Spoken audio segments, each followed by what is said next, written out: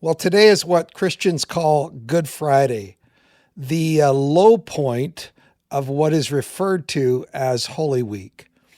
And I was out for a walk today.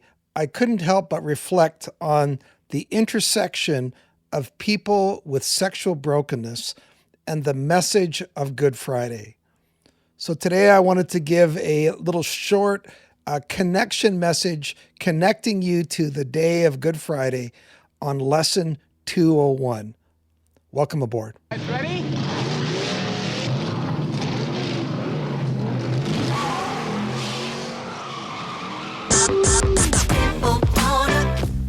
When it comes to porn, are you stuck, spinning out, or slipping backwards in your life?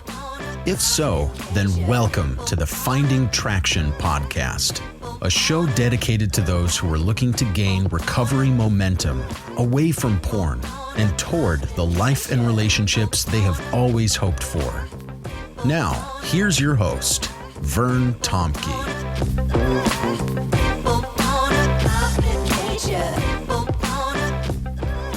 Well, as I said, I was out for a walk this morning, and one of the favorite things of spring is when I first hear the red-winged blackbirds begin to sing.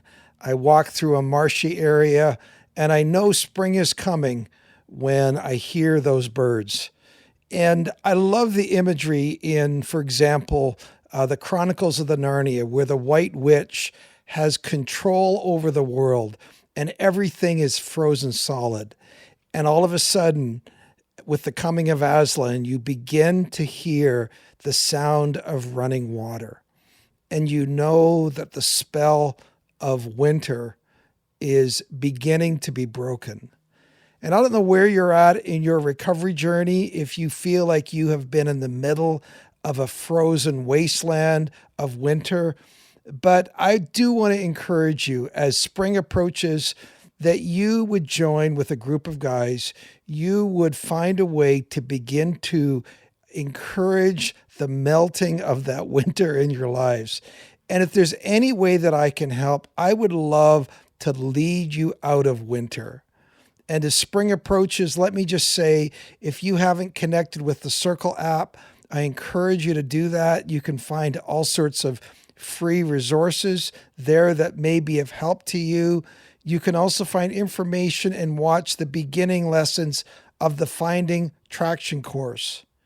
Of course, one of my greatest hopes is that I would help you connect with a group of guys who are also experiencing that thawing in their lives, and together they're walking into an experience of what freedom from porn can look like or feel like.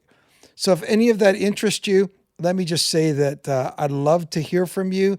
You could reach out to me. I also do free Zoom calls just where I help guys share a bit of my story and hear about guys' stories. You can reach out to me at bandofbrothers.care@gmail.com. All right, so let's get back to this idea. Today is Good Friday, the intersection of your sexual brokenness and Good Friday.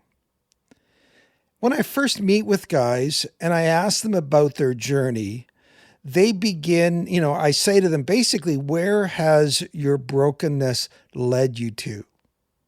Now, recognizing that some guys are more honest than others, and let me just say, I always assume that most people only give me a part of the story, like the part of the iceberg you see above the water.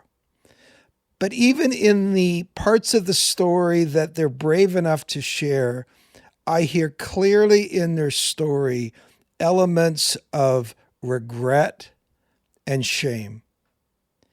Jay Stringer uses that phrase, we're all wedded to shame.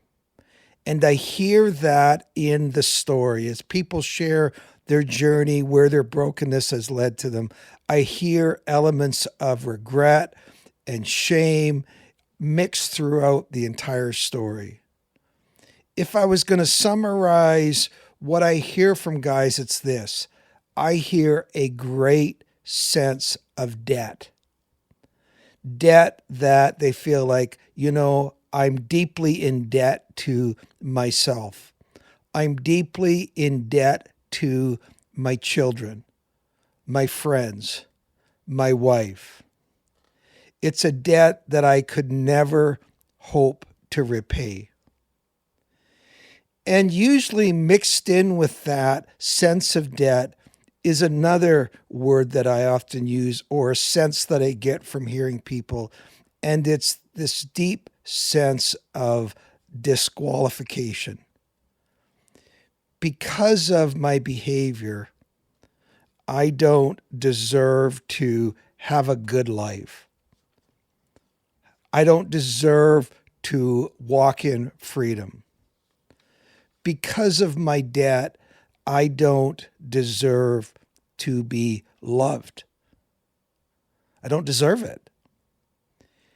And even, and far more commonly than you would think, people say elements of, I don't deserve to live. It's very common for me to hear various forms of suicidal ideation where people are just saying, you know what? It would be better if I wasn't here. It would be better for my loved ones. All of that is this deep sense of disqualification because of our life, because of our choices, because of our misdeeds. And let me just say, intersect the story of Good Friday and the story of Jesus at this point. Yes, we don't deserve anything, right? We don't deserve it. And yet we're told in the Bible that because of Jesus, we are not treated as our sins deserve. That's the first thing.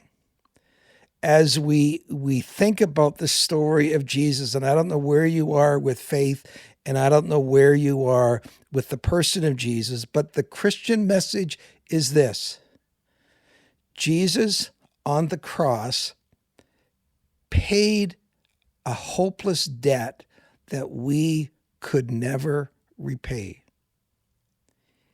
That's a deep sense of debt that leads to a deep sense of disqualification. Jesus paid that debt on the cross.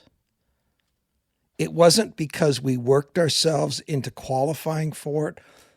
We're told while we were still sinners, while we didn't deserve it, he didn't owe us anything. That's the message of Good Friday. So in this little sermonette, let me just say this. As we head towards Easter events of Sunday, I want to loudly proclaim these truths. Because of Jesus, I am not treated as I deserve. Because of Jesus and what he did on the cross, I deserve to live. I deserve to live. Because of Jesus, I deserve to be loved. Because of Jesus, I deserve and I can walk in freedom. Those are all the messages embedded in this day of Good Friday. So let me just say a happy Easter weekend as you celebrate the freedom that can be yours in Jesus. We'll see you next time.